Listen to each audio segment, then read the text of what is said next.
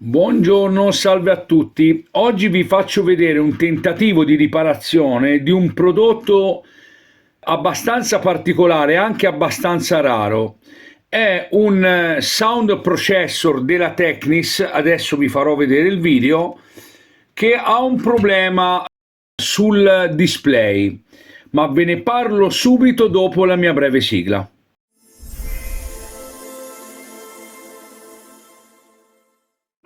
Bentornati sul mio canale. Siete pronti? Ed allora seguitemi.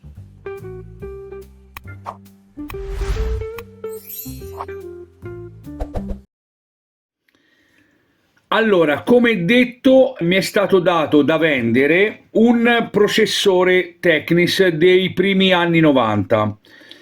Esteticamente aveva diversi problemini che io ho già provveduto a sistemare. Non ha alcun problema di funzionalità, però ho notato che acceso ha il display che sfarfalla. Adesso ve lo farò vedere.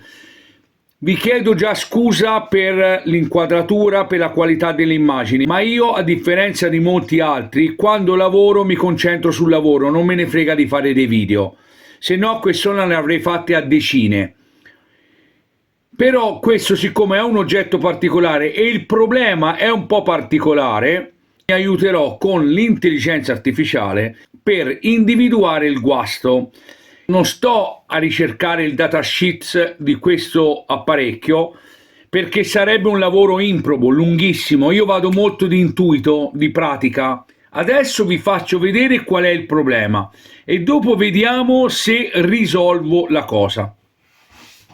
Spengo la luce, tutto in presa diretta, Abbiate pazienza, ho chiesto scusa per il video, ma come detto, quando io lavoro, di fare video, di apparire su YouTube non me ne frega nulla. Lo faccio per rendermi utile, ma se io avessi dovuto fare tutti i video di tutte le cose che ho riparato nell'ultimo anno, ne avrei fatti credo una cinquantina. Ho un amplificatore Pioneer da sistemare, ho ricostruito le laminelle di un potenziometro di volume di un Pioneer SA 8100. Ho fatto una cosa che ha dell'incredibile, ma non ho fatto il video perché io quando lavoro, ok? Adesso vi faccio vedere il problema che dà. Eccolo qua, vedete?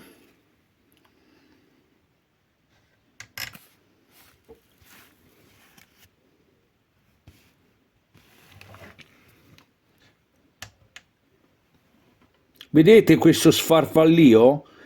Ebbene, questo qui non ci dovrebbe essere. Quindi vediamo se riesco a risolverlo. Vi faccio vedere dopo a cosa finita e vi dirò ovviamente qual è l'intervento che ho fatto. A dopo. Non ho avuto l'idea di guardare un tutorial dove un tecnico americano o anglosassone aveva risolto trovando, o meglio indicando in questo video semplicemente quel condensatore che ora vi farò vedere. Io ne ho cambiati ben 3 all'interno della scheda del circuito che riguarda solo il display. Poi, visto questo tutorial, io cosa ho fatto? Ho sostituito anche 2 ulteriori condensatori, ma adesso vi faccio vedere le immagini che è meglio. Ecco qua. Vedete, il display è perfetto adesso.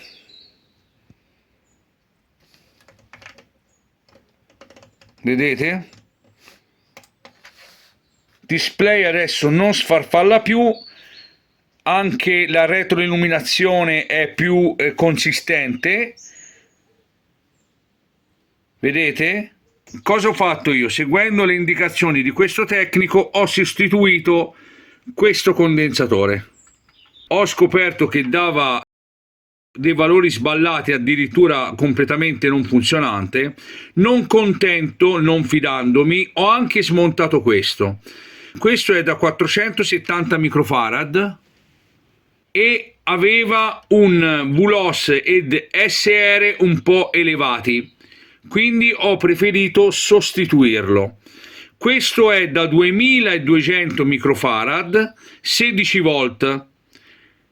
85 gradi. Anche in questo caso qui ho preferito sostituirlo con uno da 25 volt 2200 microfarad, il cui valore però è molto simile a quello che ho riscontrato con la strumentazione, mentre il suo originale scendeva sotto i 1900, con un SR 0,60 e un BULOS di 1,2, quindi è sicuramente migliore di quello che c'era prima. Ho sostituito tutti e tre. Il problema era questo, però io ho cambiato pure questi. Oltre a questi tre ho anche misurato questi qua due, perché vedete la zona come è bruciata? Perché questi scaldano molto, ma questi risultano ancora perfettamente funzionanti. Sono degli NPN, sono perfettamente funzionanti. Non contento, tra i due c'è un piccolo condensatorino, ho anche tolto e misurato questo, valore assolutamente accettabile. All'interno ovviamente ho tolto la scheda del display, che è questa.